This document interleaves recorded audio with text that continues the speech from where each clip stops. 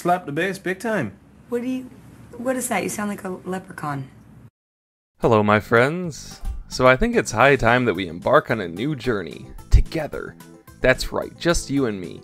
I've made a handful of card videos over the years where I tend to focus on some specific type of card, like all of the vending cards, all of the early dark Pokemon, and so on.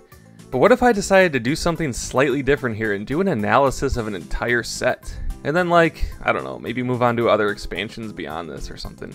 I do want to make one thing clear though, in that, at least for now, I really have no desire to make videos on cards beyond the Wizards of the Coast era.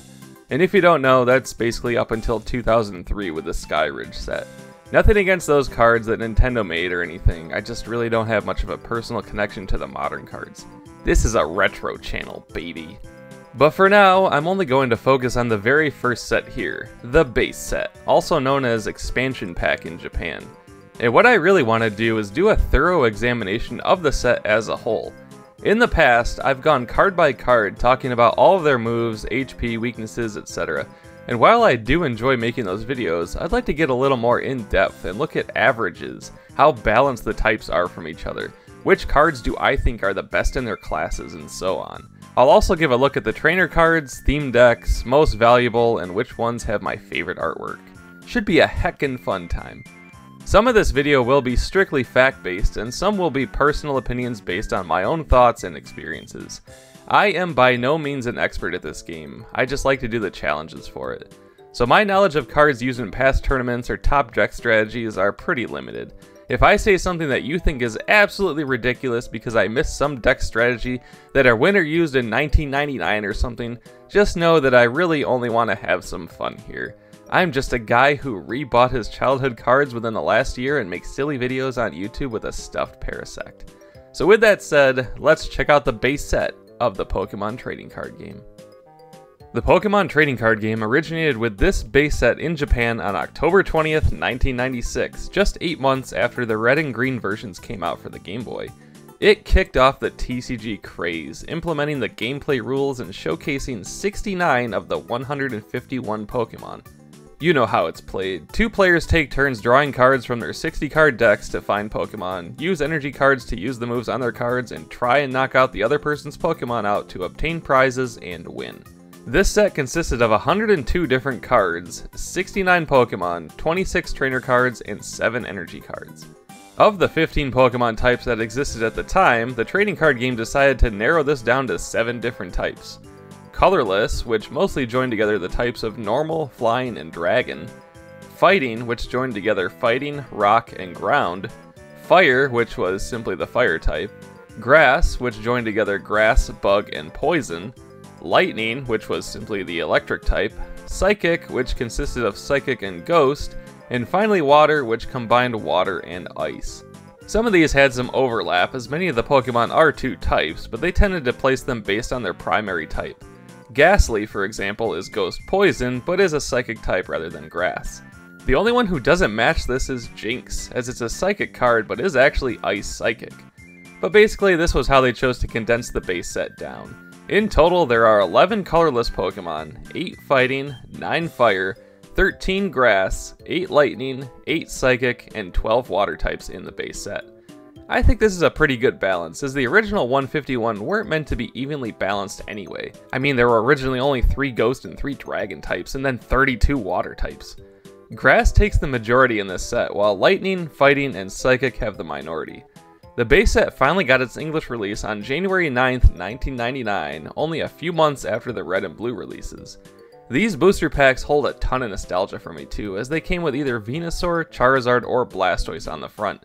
No Pikachu in sight, just 3 starters living in the moment.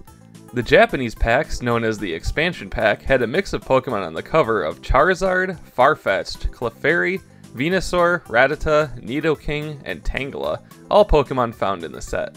These cards can also vary by when they were released as well.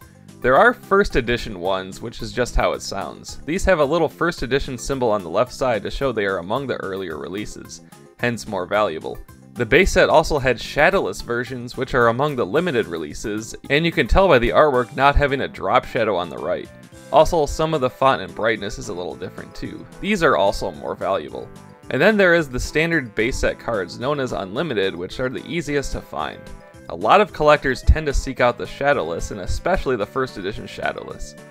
So okay, without further ado, let's go type by type and examine every single Pokemon in the set and rank them by their rarity. Strap in, because we have a lot to get through. Starting off with the colorless type, there are only 3 commons in the base set: Pidgey, Rattata, and Doduo. And rather than saying "in my opinion" at the start of every single one of these, I'll only say it here. In my opinion, the best of these is Rattata. It does have the lowest HP in the game at 30, but it can dish out 20 damage for a single any energy.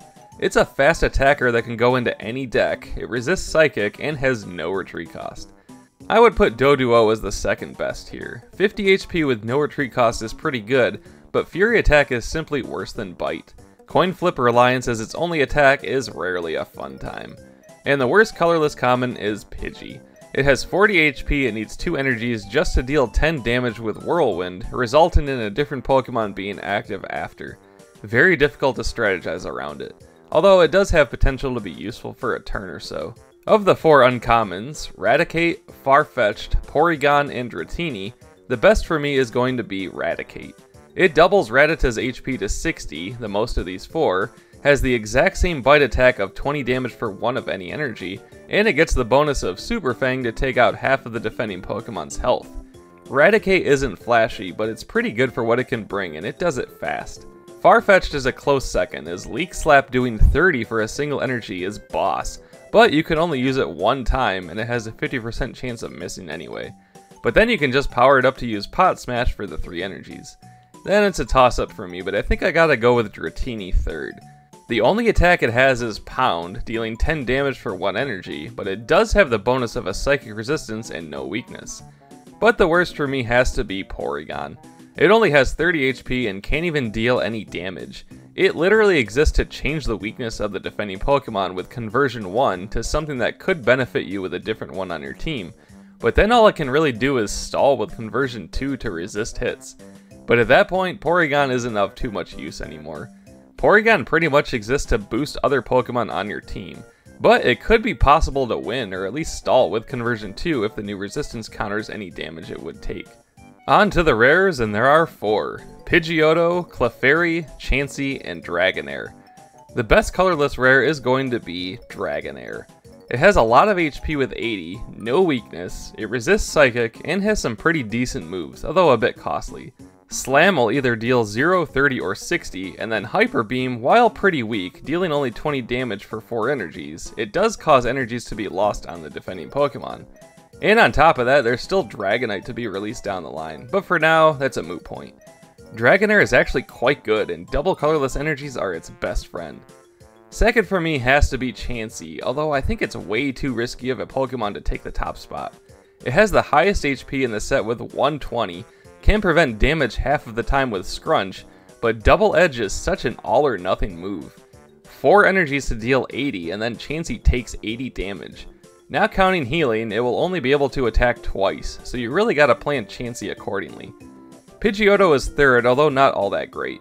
Whirlwind is the same as Pidgey's, but now does 20 instead of 10, which is a nice bonus. Mirror Move though is pretty hit or miss, quite literally. It dishes damage that Pidgeotto took back to the defending Pokemon, which could cause your opponent to strategize. Otherwise, not great for a rare. And the worst rare here is going to be Clefairy. There is no Clefable yet, so it's kind of a strange choice that Clefairy is rare, probably because it's actually rare to find in Mount Moon in Red and Blue. But it has low HP with 40, with its moves being Sing and Metronome. Sing is super unreliable, as it takes a coin flip for sleep to land, and then they're flipping a coin each turn to try and wake up anyway.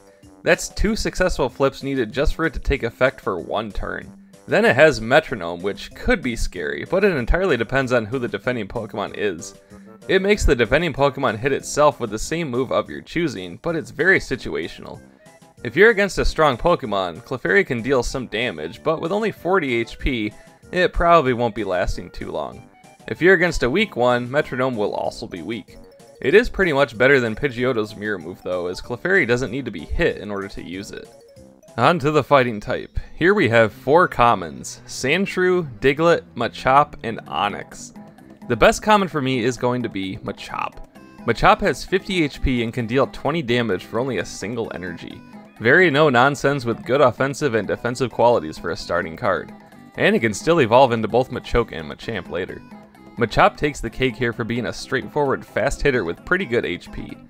Second best is a tough one. I want to say Sandshrew because that's my boy, but I think it should be Diglett. Diglett has the worst HP, but a lightning resistance, no retreat cost, and 2 attacks put it in second. Dig is super basic with 10 for 1 fighting, but Mudslap dealing 30 for 2 fighting is pretty sweet. Sandshrew just barely has more HP and has the same 10 damage for 1 fighting. However, Sand Attack preventing damage half of the time is great for adding a few more turns with Sandshrew out. The worst one for me though is Onix. Onix does have a ton of HP with 90, but the most damage it's going to be doing is 10 for a single energy. It's the same as Diglett's Dig, but I'd take Mudslap over Harden and more HP. Harden basically gives it a resistance of your choice for 1 turn, but that pretty much exists for you to stall. And that's what Onix is, a stalling Pokemon for you to get better cards. It has a 3 retreat cost, so it isn't intended to be going anywhere. What is pretty funny about this Onix is that the level 52 Blastoise using Hydro Pump at full power with the extra 2 water energies on it will not knock out this level 12 Onix in 1 hit. The level 41 Gyarados using 2 Bubble Beams on Onix will still not knock it out. Ah, good times. But yeah, Onix is basically a wall here. Great if you need to get better cards, but not offensive in the least. As far as uncommons go, Machoke is the only one here, so nothing to compare it to. It has a lot of HP with 80, but its attacks could be anywhere from bad to great. Karate Chop gets weaker the more damage Machoke takes, and then Submission is costly with 4 energies, and is self-damaging. And Machoke won't be retreating much with the 3 cost. But of the 3 rares, Dugtrio, Machamp, and Hitmonchan, if you know anything about early competitive decks, the notorious Haymaker deck is considered one of the strongest decks to make of the early sets. The only Pokemon in that deck are Scyther, Electabuzz, and of course, Hitmonchan, because of how fast they can attack while being basic Pokemon with high HP. Hitmonchan is a beast here. 70 HP, can be played on turn 1, can hit for 20 for a single energy, and then you can power it up to hit for 40 with only 3 energies.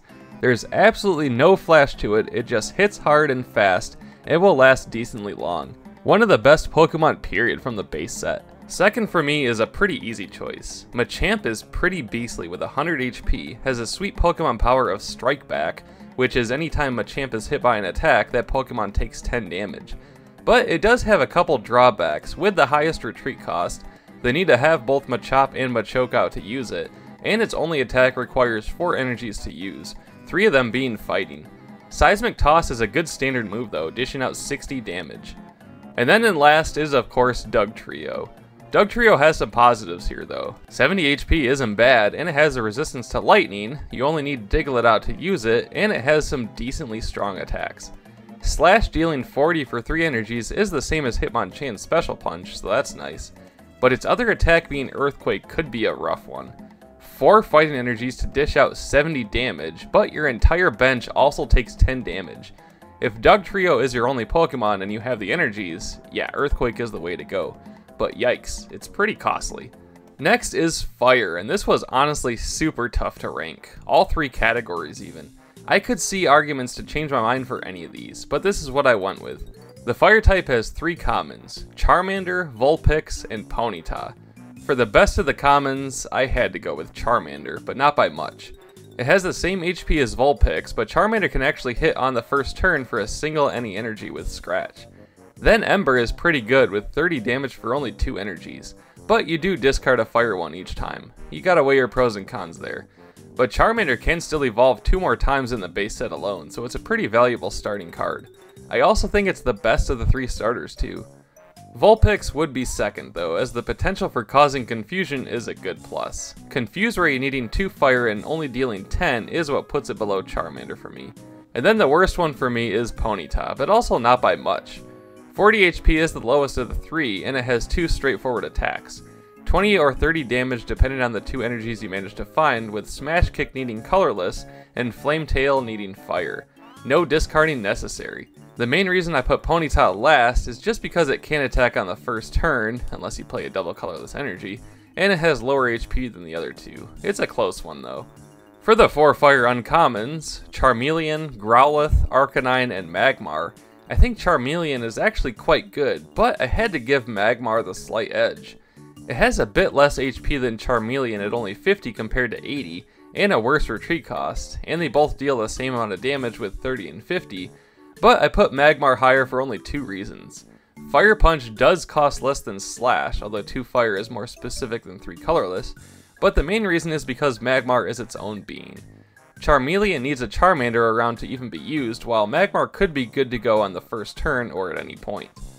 Again, I think these are all really close to each other in terms of strength, so I wouldn't be surprised if other people put Arcanine as the best even. Charmeleon is second though, for mainly the reasons I just stated. Arcanine is third, although it has too many penalties for me. 100 HP is the second best in the set, and it only needs Growlithe out to evolve, but Flamethrower is the exact same move as Magmar and Charmeleon, so those are all a wash. Takedown does 80 for 4 energies, and then Arcanine takes 30 damage. I'm less enthused about self-damaging moves, but I mean, 80 damage is a lot, and it has a lot of HP. But the worst one is a pretty easy decision. Growlithe actually has a lot of HP for a basic Pokemon with 60, but Flare dealing 20 damage for 2 energies, one being fire, isn't too great. Very basic one here, but it just can't keep up with Charmeleon, Magmar, or Arcanine. But then we have the 2 rares of Charizard and Ninetales, and yeah, this is a tough one. But I gotta go with my heart here. Charizard is obviously good, but I have to go with Ninetales. Ninetales has 40 HP less with 80, but only a 1 retreat cost. They need to only have a Vulpix in play first, and actually has 2 move options. Fire Blast is the same cost as Charizard's Fire Spin, but you only need to discard 1 energy instead of 2 to deal 80. 80 is still going to knock out the majority of all Pokemon you're against in this set, so it's not too much weaker than Fire Spin. And then Ninetales also has Lure as another option, acting as a permanent gust of wind for only 2 of any energy.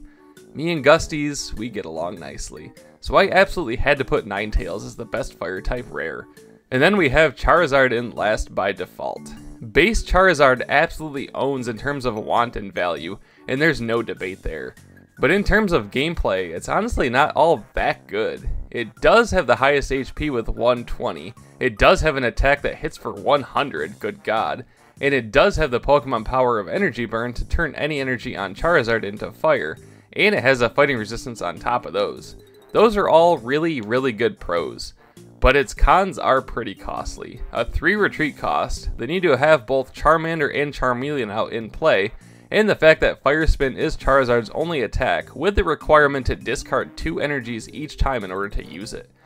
Charizard is like the perfect late game closer meant to seal it up and take the win home, but it can usually only attack every other turn, and that's if you have enough energies to keep using it, so it's not great to get in the early game. Chances are, though, it's going to knock out a Pokemon in 1 hit, unless it's up against another Charizard or Chansey. On to Grass, the type with the most variety here. There are 7 commons here: Bulbasaur, Caterpie, Metapod, Weedle, Nidoran Male, Koffing, and Tangela, so I'll do my best to rank them. This was also a tough decision, as I think almost all of the Grass commons are pretty good. 5 of them can cause a status condition even. It was a close call, but I think the best here is Tangela. 50 HP for a solo basic Mon, and it has 2 moves that hit for 20 with a status condition for each move. Bind can deal 20 and possibly paralyze, and then Poison Powder, while costly for 3 grass, does auto poison, and that's a huge plus for me. Second is going to be Koffing. 50 HP is good for a basic Mon, and then I love its only attack. Foul Gas does 10 for 2 grass, but it will always cause either poison or confusion depending on the flip. That's awesome. It may only do 10 damage, but the extra damage is where it's at for Koffing. In third is Metapod. Yeah, Metapod is common, but Kakuna isn't. Metapod is actually pretty dang good though. Pretty high HP with 70, and then it can stiffen with 2 colorless, preventing damage half of the time, or use Stun Spore for 2 grass, doing 20 and maybe paralyzing. Almost everything is doubled here from Caterpie to Metapod. In fourth for me is a close call, but I'm gonna go with Bulbasaur. 40 HP with only 1 attack. Leech Seed does 20 and heals Bulbasaur for 1 damage counter at a cost of 2 grass. Pretty decent, but 40 HP is a bit low. Granted, it will heal itself a little every turn if you can attack. In fifth is Weedle. The bottom 4 all have 40 HP, so no comparisons there. But since Poison is my favorite status condition to cause, Poison Sting doing 10 and maybe poisoning for only 1 grass is a sweet starting card. In 6th I have Caterpie. Like I said, everything is pretty much halved here from Metapod, so String Shot doing 10 and maybe paralyzing is pretty okay, but not as good as Weedle for me. And then in last we have Nidoran Male. Its only move is Horn Hazard, which can only hit 50% of the time. However, yeah, 30 damage for a single energy is pretty awesome, but the possibility is high that it will never deal any damage. At least Caterpie and Weedle can both cause damage without issue and maybe each cause a status condition, but Nidoran Male is a bit too chance-based for me. Then there are only 3 grass uncommons, Ivysaur, Kakuna, and Nidorino, also a pretty tough call here. But in a crazy twist, I think the best is Kakuna. They actually made Kakuna stupid good for what it's meant to be, which is, a cocoon that sits there and raises its defense. But Kakuna the card has a ton of HP with 80 and 2 moves. Stiffen for 2 of any energy, which prevents all damage half of the time, just like Metapod, but its main move is Poison Powder, which does 20 and poisons half of the time. Kakuna isn't amazing by any means, but it's a pretty nice middle evolution for what it is. But its high HP is what seals the deal for me. Second best is Ivysaur, and it's not half bad at all. 60 HP with Vine Whip and Poison Powder. Vine Whip is a straightforward 30 for 3 energies. Poison Powder does 20 with an auto poison for 3 grass. Very awesome. I probably could have put Ivysaur above Kakuna for that reason, but meh, it's my list. And the worst for me, just barely, is going to be Nidorino. It has the same HP as Ivysaur, but I just like Ivysaur's moves more. Double Kick is a move dealing 0, 30, or 60 for 3 energies, which could be good or bad. And then Horn Drill does do a solid 50, which is nice, but takes a whopping 4 energies to use. Also, I hate that it's Horn Drill, a one-hit KO move, but that's for another video. One that I already made actually, Plug Time. But I really gave the edge to Ivysaur because it has an auto poison move for less of a cost than Nidorino's Horn Drill. And there are 3 grass rares here, Venusaur, Beedrill, and Nidoking, completing all 3 of those 3-part evolutions. So an even playing field in that sense. And this one is pretty tough because they're all very good in different ways. The best and worst for me here are all so close to each other, so I'm going to base it on personal preference. I'm actually going to go with Nidoking as the best, which is kind of funny as I had Nidoran Male and Nidorino as the worst in their categories. But Nidoking has 90 HP and 2 moves. Thrash for 1 grass and 2 colorless is pretty good. It'll either deal 40 damage or 30 and then tend to itself based on the coin flip. But the main reason I put it at 1 is how crazy good Toxic is. With 3 grass, it not only does 20 with an auto poison, but the poison hits for 20 every turn instead of 10. That's nuts. In my poison only challenge, Nidoking was a monster of a Pokemon because of Toxic. But in second is actually going to be Beedrill. It actually has the same HP as Kakuna, but gains a fighting resistance and loses a retreat cost. Both moves take 3 energies depending on the type. Twineedle will do 0, 30, or 60 damage, just like Nidorino's Double Kick, and then Poison Powder is quite good. 40 damage with a coin flip poison. I actually kinda love base Beedrill. And then last for me is shockingly going to be Venusaur. Venusaur has the highest HP of the 3 with 100, and has a really good Pokemon power of Energy Trans, which gives you the option to move grass energies around on your team. But Solar Beam, while strong, is quite costly with 4 grass energies. It doesn't do anything else, just 60 damage. I really only put Venusaur lower than Beedrill because Beedrill also has a lot of HP. It can deal strong damage with potentially poisoning for less energies, and has that fighting resistance with a free retreat cost. Again, the difference between Nidoking and Venusaur is slim though. They're all pretty great final stage grass cards. Lightning time. Or electric, if you don't like that I call it lightning. It's what it is in the card game though, I didn't make the rules. There are 3 lightning commons, Pikachu, Magnemite, and Voltorb. The best for me is kind of a close call, but I'm going to go with Magnemite here. All 3 of them have the same 40 HP, so that's not anything to compare. Magnemite has Thunder Wave, which does 10 and can paralyze for a single energy, and that's usually a great starting move. But if things are looking rough, it can self-destruct for a lightning and a colorless, hitting for 40, blowing itself up and damaging every Pokemon on each bench for 10. This little Magnemite could potentially be dealing a total of 180 damage. Granted, 40 that is to itself and 50 that would be hitting your own bench, but still. You would only use self-destruct if the opportunity would benefit you anyway. If your opponent's bench is loaded, ooh baby. Second and third are easy decisions though. Pikachu is just better. They have the exact same attack with Gnaw and Tackle, but that's all Voltorb has. Pikachu at least has a second attack of Thunder Jolt, which does 30 for 2 energies, and then Pikachu takes 10 damage with a Tails Flip. Although now that I think of it, I can see one circumstance where Pikachu is worse. Pikachu could hit itself with Thunder Jolt, and under the right circumstance, I guess you could lose the match if that 10 mattered. But come on, no, Voltorb is worse, end of story. As far as lightning uncommons go, yeah, there actually aren't any, so never mind there. But to make up for a lack of uncommons, we have 5 lightning rares here. Raichu, Magneton, Electrode, Electabuzz, and Zapdos. Kinda weird that Zapdos is the only legendary bird in the base set, while all 3 are in the fossil set, but anyway. The interesting thing here with these 5 is that they all have an attack that can cause self-damage, all 5 of them. But the best, I mean, I have to go with Electabuzz, right? It's the other 1/3 of the Haymaker deck along with Hitmonchan here. Electabuzz is a lone basic Pokemon, so it can go out right away with 70 HP, it can cause paralysis and deal 10 for only a single energy with Thunder Shock, and then it has Thunder Punch, which could be dealing 40 damage with the right coin flip. It also has the lowest self-damaging total of 10 along with Electrode, so that's only with the Tails Flip. Yeah, it's easy to see why Electabuzz is so good in this set.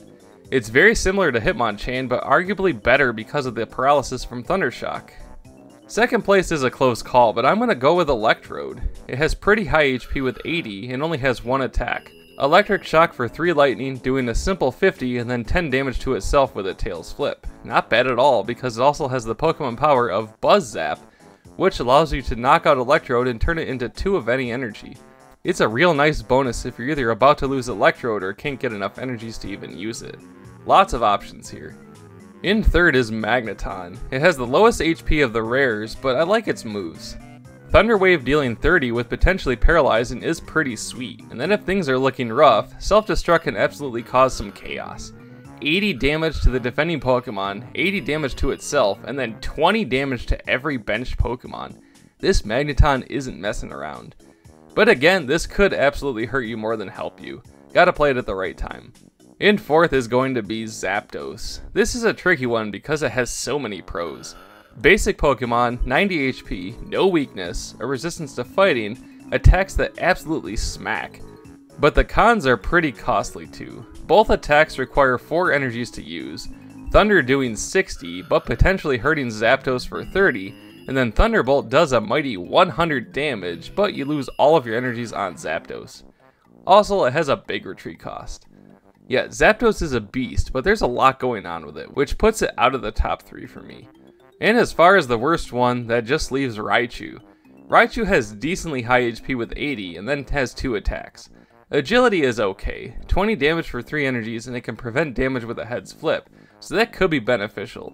But Thunder is a bit too risky for me, and it's exactly the same move as what Zapdos has. 60 damage for 3 lightning and a colorless, but Raichu will take 30 damage with a Tails Flip. It only has 80, so you're looking at losing almost half of its health with the wrong flip. Raichu is still good, but I put it slightly last of the 5. I just like aspects of Magneton and Electrode the most more than Raichu or Zapdos. Psychic time. Here we have 3 commons, Abra, Ghastly, and Drowsy. I'm gonna have to go with Drowsy as the best here, even though there is no Hypno yet. That could give the edge to Abra if you view it that way. Abra is more valuable in the right base deck. But Drowsy on its own has 50 HP compared to 30, can hit for 10 with a single energy right away with Pound, and has the additional option of Confuse Ray for 2 Psychic, dealing 10 and confusing with a head's flip.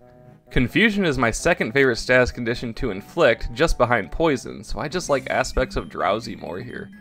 Abra is second though, even though it's very basic. Low HP of 30 and only has Psyshock, a simple 10 damage move for 1 Psychic that can paralyze.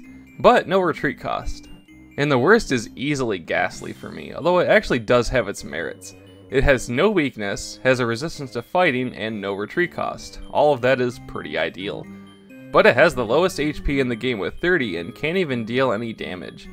Sleeping Gas just kinda sucks. 2 coin flips are needed to go your way for sleep to take effect, and that's super unreliable. But Destiny Bond is a weird one. You discard a Psychic Energy to use it, and if a Pokemon knocks out Ghastly on the next turn, that Pokemon also gets knocked out. But I mean, they could just not attack, and then you're out of a psychic energy, and then they can attack on the next turn if you don't use it again. In the GBC game though, the AI will generally still attack Gastly if you use Destiny Bond, so I think it's more useful there than if you're playing with a friend. But yeah, Gastly kinda sucks. And then we have 3 Psychic Uncommons: Kadabra, Haunter, and Jinx. I'll be honest, this is only difficult to choose between Kadabra and Jinx. Haunter is the worst one for sure. But kinda like with Hitmonchan and Electabuzz, I think Jinx takes the trophy here. Jinx isn't part of a traditional Haymaker deck, but she's actually pretty similar. A 70 HP basic Pokemon with some okay attacks. Double Slap will either hit for 0, 10, or 20 for a single Psychic Energy, which isn't as good as Hitmonchan's Jab or Electabuzz's Thunder Shock, but it's okay. Meditate is pretty decent though. 2 Psychic and a Colorless to deal baseline 20 damage, with 10 more for each damage counter on the defender. It's either a 20 damaging move or pretty much a knockout move if they're injured. Not bad at all. And as good as Kadabra is, I think Jinx is slightly better. Kadabra doubles average HP to 60 and only has 1 attack, but 2 moves. It can completely heal itself with Recover by removing an energy, and then it can hit for 50 with 3. A 50 damaging move in the base set is quite good. But for some reason they gave it a 3 retreat cost. I still don't really get that one. Retreat cost generally tries to match a Pokemon's speed, but it's not a black and white thing. Kadabra is fast, but gets the highest retreat cost here. But the worst for sure is Haunter. What a disappointment. Yeah, it has the fighting resistance and no weakness like Gastly, but the only move it can deal damage with is Dream Eater, and only if the defending Pokemon is asleep. I hate moves that rely on sleep because they're flipping a coin to wake up every alternating turn. The good parts about Haunter though is at least Hypnosis is automatic, so you don't need that extra coin flip for it to work, but still. You gotta use Hypnosis before even attempting Dream Eater. It is satisfying to pull off, as 50 damage for 2 Psychic Energies is quite good, but I'll pass on the reliance of sleep here. And that leaves us with 2 rares, Alakazam and Mewtwo. They have the same weakness and retreat cost, so no comparison there, but I think I just like Alakazam more. Alakazam does need both Abra and Kadabra out to use it, as opposed to Mewtwo being able to be played right away, but I think Alakazam is more fun with arguably better attacks. It has the damage swap Pokemon power, which can't be understated. You basically rearrange all damage counters on your team any way you want every turn. That's huge. And on top of that, Confuse Ray can cause confusion, which I love, and deal 30 for 3 Psychic, which is interestingly weaker than Kadabra's Super Psy. If you're against a Pokemon with a Psychic resistance, you may not even want to evolve Kadabra into Alakazam. But that Pokemon power is just so useful. But like I said, Mewtwo certainly isn't bad, being a basic Pokemon with 60 HP and Psychic. Psychic is only good if the defending Pokemon has a lot of energies on them, so it's situational. Barrier prevents all damage no matter what if you discard a Psychic energy, which again is situational. So I just barely put Mewtwo below Alakazam, although I can certainly see why Mewtwo could be higher. And finally, that leaves us with water. We have 4 water commons here: Squirtle, Poliwag, Staryu, and Starmie. I mean, I gotta go with Starmie as the best, right? It's kinda crazy that it is a common. Sure, it needs Staryu out in order to use it, but it has pretty decent HP of 60, the option of completely healing itself with Recover, and has Star Freeze, dealing 20, possibly paralyzing, and while needing 3 energies to use it, 2 of them are colorless. Starmie isn't blowing down doors or anything, but it's pretty versatile for a common. Second best for me here is going to just barely be Staryu. Staryu and Squirtle are very similar, same HP, weakness, and retreat cost, so it just comes down to Staryu's Slap versus Squirtle's Bubble. They both take 1 energy, but I think Slap doing 20 is slightly more valuable than Squirtle may be paralyzing. But Squirtle also has Withdraw as an option, although I don't know if I've personally ever used it. Maybe. But the worst one here for me is pretty easy. It has to be Poliwag. They all have the same HP, Squirtle can paralyze, and Staryu hits harder for less. Poliwag's Water Gun costs the same as Staryu's Slap, but is weaker unless you add 1 or 2 more water energies on it to deal 20 or 30 instead of 10. So, a bit costlier. Unless their weakness comes into play, as Poliwag is weak to Grass and Staryu is weak to Lightning, I see few reasons why Poliwag shouldn't be last here. Then we have 5 water uncommons: Wartortle, Poliwhirl, Seal, Dewgong, and Magikarp. Yeah, Seal and Magikarp are uncommons, while Starmie is common. What happened with the water type here? But the best here is easy for me. It's gotta be Dewgong. Dewgong has a lot of HP with 80, has a strong move of Aurora Beam dealing 50 for 3 energies, and then if you want to rely on coin flips, Ice Beam does 30 and can paralyze for 4 energies. I think Aurora Beam is more useful for this set, but I can see Ice Beam being the move to go with under the right circumstances. Dewgong ended up being pretty great for me in my Ice challenge. Second best is also an easy one for me. Wartortle has a lot of HP with 70 and has 2 move options. Withdraw is the same as Squirtle's, but I think is more useful here because it costs less than its actual attack. So you can use Withdraw to power up to be able to use Bite, which does 40 for 3 energies, 2 of them colorless. I think all 3 of the middle evolution starters are pretty good cards. Poliwhirl is next, which is also pretty decent. 60 HP, which is average, and has Amnesia and Double Slap. Double Slap will do 0, 30, or 60 depending on the flip, so it's another one of those unreliable moves. But Amnesia is unique. You choose a move your opponent's Pokemon has and they can't use it for a turn. If it's their only move, Poliwhirl can bring the game to a halt. In fourth is Seal, who is super basic. 60 HP and only has Headbutt doing 10 for 1 energy. That's really about it. It's kind of similar to Growlithe. So then the worst is also an easy one for me. Why would they ever make Magikarp an uncommon here? In Red and Blue, it's the only Pokemon you'll find while fishing with an old rod. It is absolutely everywhere in that game. But the Magikarp card is better than the main game Magikarp for sure. It does have the lowest HP in the game of 30, but it could potentially be dealing 20 damage for a single energy with Flail. Flail does 10 times the amount of damage counters on Magikarp, which can only be 20 max. So it's certainly no powerhouse, nor should it be. Otherwise, Tackle for 10 with any energy is the other option. Magikarp is meant to be weak by design, therefore it's the weakest of the water uncommons. Which brings us to our last group here, the water rares of Blastoise, Poliwrath, and Gyarados. For me, this is a very similar debate as the grass rares, as they're all quite good in different ways. But I simply have to go with Blastoise here as the best, and that's mostly because of Rain Dance. Rain Dance allows you to play as many water energies as you want each turn, but only on water Pokemon. So you could go from having no energies on Blastoise at all to immediately being able to use a fully powered Hydro Pump in the same turn if the cards are right. That's scary, especially if you utilize trainers like Professor Oak or Bill. Plus it has a ton of HP with 100. One list I saw had Blastoise as the single best Pokemon in the base set, so kinda hard not to argue against it not winning out over the other two. What's funny is that Blastoise and Venusaur are actually more similar than you'd think, yet I had Venusaur last in that group. I'm such a funny guy. They can both deal 60 damage, have 100 HP, and have a Pokemon power that revolves around getting energies played. But I think Rain Dance has the potential to be scarier than Energy Trans. You can power up Blastoise and any other water Pokemon with ease here, even with Blastoise on your bench. It's a good card. Second for me is Gyarados, who is also pretty beastly. 100 HP with 2 powerful attacks, but they take a lot of water energies each, 3 and 4.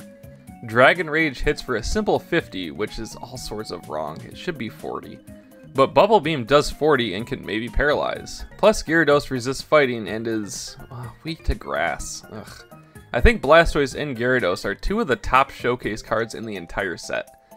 So then the worst by default is Poliwrath, but not by much.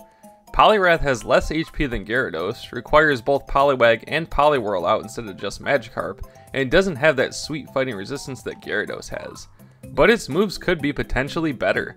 Water Gun is simply worse than Dragon Rage, as they both could deal 50 damage, but Water Gun would need 5 energies on it rather than 3. But Whirlpool has its merits. It can discard energies on the defending Pokemon, deal 40 damage, and 2 of them are colorless as opposed to Gyarados' Bubble Beam needing 4 water. So I do think I prefer Whirlpool over Bubble Beam, but just about everything else is better with Gyarados, putting Poliwrath last. Whew, and there we have every single Pokemon in the base set, ranked by their type. That was a lot. But now it's time to look at some cold hard facts. So what I decided to do is look at the HP of every single Pokemon in the set and calculate the average to see which types have the best to the worst. Surprisingly, the type that had the highest average in HP was the Fire type, at an average of 70 HP. That's pretty crazy to me, but with cards like Charmeleon, Charizard, Ninetales, and Arcanine, it makes sense. The next highest was Fighting, followed by Water, Lightning, Grass, Psychic, and Colorless in last with only an average of 54.5. Now, it is important to note that a lot of these Pokemon didn't get their evolution line completed until the Jungle or Fossil expansions. 10 of these stop at a certain point in just the base set. Pidgeotto, Clefairy, Doduo, Dragonair, Sandshrew, Ponyta, Metapod, Koffing, Haunter, and Drowzee were the furthest you could go with these lines here. So that does factor into a lot of the averages. I don't really know why they chose to not complete these lines in the original set, but I can safely guess that it was just to get people to buy packs and boosters of the expansions when they came out. Pokemon was, and still kind of is, all about catching them all. So while it sucks that you could only get a Drowzee with no Hypno right away, it kept the buyers coming back so they could get that Hypno later on. Kinda makes Drowzee less important for the time being though. So with that said, Fire ended up being the front runner for hit points, with Ponyta being the only Pokemon without a completed evolution there. The colorless type in last had a lack of Pidgeot, Clefable, Dodrio, and Dragonite to deal with. The next thing I chose to look at was the amount of weaknesses and resistances on all of these cards. The type that the most Pokemon here are weak to was the Psychic type, as 6 out of the 8 Psychic types are weak to Psychic, as well as 4 out of the 8 Fighting cards, and 4 out of the 13 Grass cards at a whopping 14. Next is a tie between Lightning and Fighting with 12 each. Then we have Water and Fire at 9, and Grass in last at 8. There are 5 total Pokemon that have no weakness at all, and then nobody is weak to Colorless by design. Only 4 Fighting and 4 Water are weak to Grass here, even though Grass is the type with the most cards. Pretty interesting there. But Fighting takes the cake of being the type that gets resisted the most with 10 Pokemon. There is at least one Pokemon of every type that resists Fighting in this set, except for the Fighting type itself. That can be a bit of a problem for that type. Only Dugtrio, Machoke, Machamp, and Hitmonchan have an attack that can hit for more than 30. The next highest is Psychic, as 7 of the 11 colorless Pokemon resist Psychic. Only Kadabra, Haunter, Jynx, and Mewtwo could even bypass that minus 30 resistance on them, and Haunter, Jynx, and Mewtwo are situational for that to even happen. Haunter needs the defending Pokemon to be asleep to even hit it, Jynx can only hit them if they have damage counters on them, and Mewtwo needs them to have a lot of energies. So in the base set alone, Kadabra is your best bet for countering any with a Psychic resistance. The only other type that shows up with any resistances at all is Lightning, with 3 Pokemon resisting it, Sandshrew, Diglett, and Dugtrio. Although the majority of the Lightning types have an attack that hits for more than 30. Only Pikachu and Voltorb would struggle with this, although Magnemite and Magneton would have to blow themselves up to bypass it. No Pokemon resist the colorless, fire, grass, or water types here. The next thing I looked at was taking the average of the amount of retreat costs, as while this isn't as important as HP, weakness, attack, etc., it is still important if you find yourself in a bind. Yeah, that kind of bind. The type with the best average of retreat cost is actually colorless, with Pokemon like Rattata and Doduo having no retreat cost at all. Most of them only have 1 though, with Dragonair being the only one with 2. The next best is the Lightning type, then Grass, Fire, Psychic, Water, and Fighting having the worst. Machoke, Machamp, and Onix all have a 3 retreat cost, and then Dugtrio and Hitmonchan have 2. So let's summarize what we have here to see what the best and worst types are. If you disagree with my findings here, then that's super awesome. Make a deck proving me wrong and let's rumble. So let's keep it simple here and try to do some sort of silly point system to find the best type. I think the best path to take here is compare the best of the rares, uncommons, and commons. In comparing the best rares of each type, we have Dragonair, Hitmonchan, Ninetales, Nidoking, Electabuzz, Alakazam, and Blastoise. I do think it's more of a contest between Hitmonchan, Electabuzz, and Blastoise for the best. Haymaker cards versus the quote, best card. So let's give a point to Fighting, Lightning, and Water here. For uncommons, we have Raticate, Machoke, Magmar, Kakuna, Jynx, and Dewgong. I'm gonna opt for points here to Magmar, Jynx, and Dewgong, with Dewgong being the best of them all. For commons, we have Rattata, Machop, Charmander, Tangela, Magnemite, Drowzee, and Starmie. I feel like the points should go to Machop, Tangela, and Starmie here. So now my numbers findings. Top 3 for HP are Fire, Fighting, and Water. Top 3 types that have the Pokemon weak to it the most are Psychic, Fighting, and Lightning. The types not being resisted at all are in a 4-way tie of Colorless, Fire, Grass, and Water. And finally the retreat cost points average, Colorless, Lightning, and Grass. Which leaves me to my final total. Based on my superior no flaws in sight point system, I think the best type in the base set is water. With powerhouses like Blastoise, Gyarados, and Dewgong, a good HP average, decent on the weakness averages, no Pokemon that resist water, it's just a good type all around with a lot of variety. Also, all of the water evolutions are complete here too. Water and Lightning are the only lines without any strays. There are the second most water Pokemon only behind Grass here too. As far as the types with the least points, I have Colorless and Psychic in last. I think I would personally give the edge to the colorless ones being the worst here, as I think that ones like Clefairy, Porygon, and Pidgey are on the lower end. Also, 4 of the colorless Pokemon are without their final evolutions here, so there are some incompletions present. The obvious bonus for colorless is that they use any energies, and thus can be used in any deck of any type, so the balance gets implemented there for sure. Overall though, I do think they did a good job finding the right balance with types in the base set. It's the very first set, so I think there are few bumps along the way. I can see a deck of any type succeeding here really. But hey, I'm just a guy on YouTube trying to have a good time. So that takes us to the trainer cards, and there are a whopping 26 in the base set. I say whopping because when I get to the jungle set, there's literally only 1 trainer card there. So just like with the Pokemon, let's rank them by their rarity. These are obviously extremely situation based, so I'll pretty much base this on how often I end up using them or how often they would actually be helpful. There are certainly situations where the best ones wouldn't help you in the least, so keep that in mind. We have 5 common trainers: Bill, Energy Removal, Gust of Wind, Potion, and Switch. These may be commons, but wow, they're all pretty essential in most base decks. The best for me, I mean, come on, it's Gust of Wind. It's my favorite trainer card of all time. Watch any of my challenges, I use them constantly. You choose which of your opponent's Pokemon becomes the active one. It's so incredibly useful. Next best has to be Bill. You simply draw 2 cards. You really benefit by being able to draw cards fast with these early cards, so Bill is the perfect card for doing so. I think every base deck should have at least 2 Bills in it. Next best for me is Energy Removal.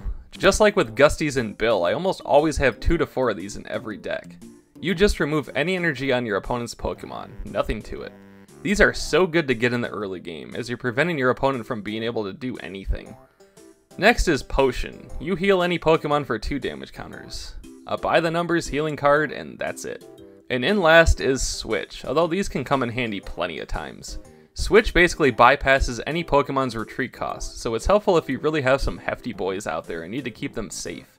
It also bypasses Pokemon with a status condition, which could be huge. Then we have 11 uncommon trainers, wow. Defender, Energy Removal, Full Heal, Maintenance, Plus Power, Pokemon Center, Pokemon Flute, Pokedex, Professor Oak, Revive, and Super Potion. The best here is really easy to choose. Professor Oak has you discard your hand to get 7 new cards. It's almost too good. I think it's the best trainer card in the set in general. If you have no hand, you automatically get 7 new cards to unleash whatever strategy your deck has. The Oakman is incredibly good. Then it gets a little muddy. I feel like of these, I end up using Plus Power the most. It simply adds 10 to whatever attack you're using.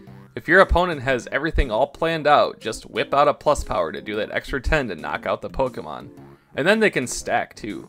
And to contrast that, I think Defender should be third. It prevents 20 damage from your opponent's next attack. Slapping a few Plus Powers and Defenders in your deck can really make the difference depending on the circumstances. I think the next best is Super Potion. Discard an energy to heal 4 damage counters. It's just a boosted potion, but you do lose an energy. But this could be the difference of keeping a strong Pokemon in for a few more turns later in the game. Next for me is Revive. You bring any Pokemon back from the discard pile to your bench, but at half health. The ideal second chance card, especially if you have some strong basic ones there. I don't tend to use the rest of these too much, but again, they can really come in handy.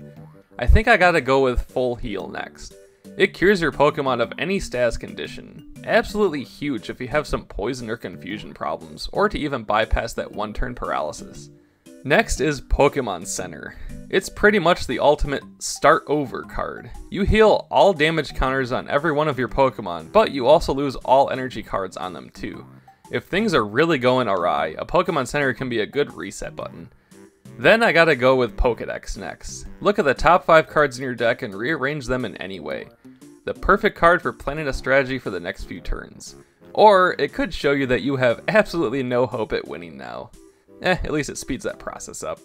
Energy Retrieval is next, which has you discard a card in your hand to bring back 2 basic energies from your discard pile. I only put this low because it's better for middle to late game matches, and only if you're having energy problems, which isn't too likely. That's certainly a generalized thought though. Second to last is Maintenance, which basically turns any 2 cards you don't want in your hand into the ability to draw 1 card. Those cards go back in your deck too. Not as good as Bill, but a nice card to have if you're needing extra cards because what you have isn't working. And then in last is Pokemon Flute. It's basically a revive, but only for your opponent. That can help you if they have some really garbage Pokemon there that you can easily take out. It's a good way to get a quick prize, but this is probably the most situational card of the bunch. You may not want to ever use it at all. And then we finally have 10 rare trainers. Clefairy Doll, Computer Search, Devolution Spray, Imposter Professor Oak, Item Finder, Lass, Pokemon Breeder, Pokemon Trader, Scoop Up, and Super Energy Removal. The best is an easy choice for me. Computer Search is extremely good. Discard 2 cards in your hand to search your deck for literally any card. Trainer, Energy, Pokemon, whatever. Whatever card you need in that moment, you can just go get it. This card could be the catalyst for winning a lot of the time. After this, it gets a little tough. Some of these are surprising that they are even rare. I think I gotta pick Pokemon Trader though. You trade any Pokemon in your hand for any Pokemon in your deck. Need a Blastoise but you have a stupid Porygon in your hand? Then just trade them. A great card to benefit you in the moment. In third, I think, is Pokemon Breeder. Pokemon Breeder allows you to completely bypass the middle stage of a 3-part evolution. So bam, Weedle can turn right into Beedrill. Pokemon Breeder can really speed up the process of getting your best mons out. Then I'm gonna go with Super Energy Removal. You remove an energy on one of your mons to remove any 2 from one of your opponents. Another great card for the late game, especially if they have a strong one out needing 4 to attack. Next I'm gonna pick Item Finder. Discard 2 cards in your hand to bring any trainer card back that's in your discard pile. Again, another great card for the mid to late game. If any trainer card that you've already used would help you again, just bring it back. Next is Scoop Up. You choose any Pokemon you have in play and return just the basic Pokemon to your hand. All other cards on it get discarded. An excellent card if you're about to lose that Pokemon anyway, or if they have a Pokemon power that activates when you play it. The bottom 4 though really aren't all that great. I guess I'll go with Lass next, as it makes both players shuffle all trainer cards in their hands back into their decks. If your deck isn't relying on trainer cards, this could help, but it might easily fail entirely if your Pokemon doesn't have any. It's a gamble. I'll go with Clefairy Doll next. It acts as a Pokemon with 10 HP but can't do anything at all and doesn't cause your opponent to draw a prize when it gets knocked out. It's basically a 1-turn stalling card. Not to get too ahead of myself here, but it's basically a mysterious fossil card from the fossil set, except it can't evolve into those fossil Pokemon. In second to last is Imposter Professor Oak. It's almost just like a regular Professor Oak, except it only works on your opponent, and they shuffle their cards back into their decks instead of discarding. I have encountered very few situations where this would have benefited me. In fact, the AI likes to use this on the GBC, and it oftentimes helps me out. But in last is Devolution Spray. You choose any of your evolved Pokemon in play, discard all evolution cards on it in order to heal it of a status condition. Okay, so it's just like a full heal, except you unevolve it. The times where this would even benefit you are far and few between, and I've never bothered to even use one of these. Maybe I'm completely missing something here, but it's kind of a baffling trainer card, and it's a rare. And the last segment here is going to be finding the best theme deck in my opinion. There are 5, but I kind of only want to compare 4 of them. One of them is the 2-player starter deck, which was in fact my introduction to the card game itself. But I don't know, it seems like it shouldn't be up against the actual theme decks. It's fighting and fire based and actually has 61 cards in it. It's not even legal to use as is. Machamp is technically a bonus card there. The other Pokemon in it are Machop and Machoke of course, Diglett, Ponyta, Charmander, Charmeleon, Growlithe, Rattata, and Dratini. I do have a lot of nostalgia for these cards as my friend Shane brought this over, introducing me to the Pokemon cards. So I'll give a shout out to it, but let's look at the other 4 instead. Overgrowth, Zap, Brushfire, and Blackout. What's cool is that Overgrowth, Brushfire, and Blackout each have the starters in them, just not the final stages of Venusaur, Charizard, and Blastoise. You're meant to buy these and then the booster packs to complete the lines. And then Zap has Pikachu in it, closing out the Gen 1 starting Pokemon if you include the yellow version. Overgrowth is grass water based with Gyarados and Ivysaur on the cover, with the two rares being Gyarados and Beedrill. The other Pokemon here include Bulbasaur and Ivysaur, Staryu and Starmie, and of course Magikarp, Weedle, and Kakuna. This deck was actually the first Pokemon cards I ever bought, so it holds a special place for me. I even did a challenge on the red version using only these Pokemon with these moves. That was a fun time. I think it's a solid group here too, personally. The weaknesses here are to Grass, Lightning, and Fire, and 2 of them resist fighting. The ones that are weak to Fire, though, can be assisted by the Water types in the deck. The only ones that could have trouble with are against Lightning or Grass, and even then it's just Staryu, Starmie, and Magikarp weak to Lightning, and only Gyarados weak to Grass. I think Gyarados and Beedrill are quite good for the rares here, and the trainers are all solid choices. Brushfire is Fire and Grass based with Charmeleon and Nidoran male on the cover, with the 2 rares being Ninetales and Lass. The other lines here are kind of all over the place. There's Charmander and Charmeleon, of course, Growlithe and Arcanine, but then the grass types are Weedle, Nidoran male, and Tangela. No Kakuna or Nidorino even, which is a bit of a letdown. This one is definitely more lopsided, with Fire being the better type. This deck would absolutely struggle against a water deck, as the few water types weak to grass only have to deal with Weedle, Nidoran male, and Tangela. Tangela is pretty good, but Weedle and Nidoran male aren't too intimidating most of the time. As far as one of the rares being Lass goes, that kinda sucks too. Lass has both players shuffle all trainer cards in their hands back into their decks, and then this deck gives you 9 other trainer cards even. Some strange choices here, and I don't think Brushfire is nearly as good as Overgrowth. Blackout focuses on water and fighting with Squirtle and Hitmonchan on the cover, with the 2 rares being Hitmonchan and Super Energy Removal. The other lines here are Squirtle and Wartortle, Machop and Machoke, and then the solo ones of Sandshrew, Onix, Staryu, and Farfetch'd. This deck has weaknesses to Lightning and Psychic, but at least a Lightning deck could have trouble against Machop, Machoke, Sandshrew, and Onix here. I think a Psychic deck is the best against it, as Machop, Machoke, and Hitmonchan are all weak to it, and they are the best Pokemon in the deck. It's a pretty decent deck, although there are so many Onix, Sandshrew, and Staryu here, 3 of each to be exact, and none of them are all that great. Super Energy Removal is a better trainer rare than Lass is, but I think this deck isn't as good as Overgrowth. I put this in the middle above Brushfire. And finally we have Zap, the deck that focuses on Lightning and Psychic with Pikachu and Mewtwo on the cover, with the 2 rares being Mewtwo and Computer Search. The other lines here are Abra and Kadabra, Ghastly and Haunter, and then the solo ones of Pikachu, Magnemite, Drowsy, and Jinx.